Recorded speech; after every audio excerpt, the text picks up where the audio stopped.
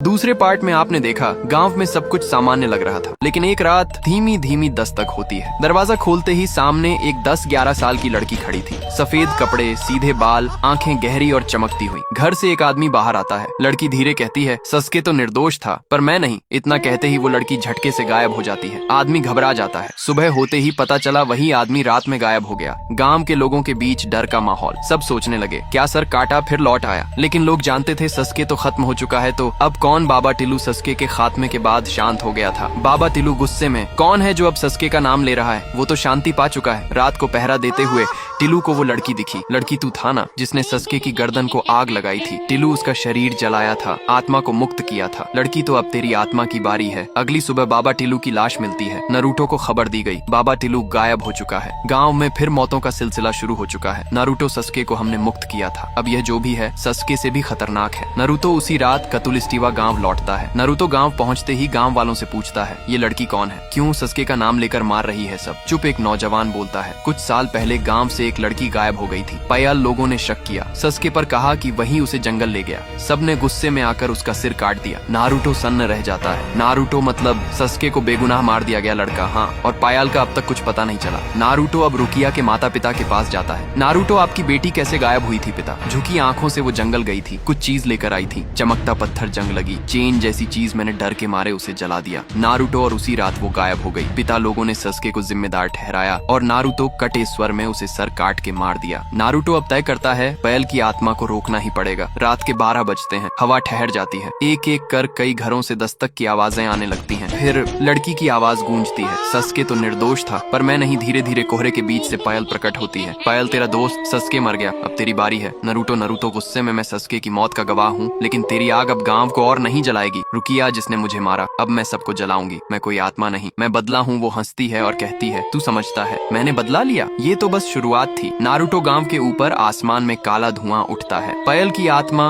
अब और भी शक्तिशाली हो चुकी है। अगर आप चाहते हो नारुतो और पयल की आखिरी टक्कर देखना, इस वीडियो पर 1000 कमेंट्स करो।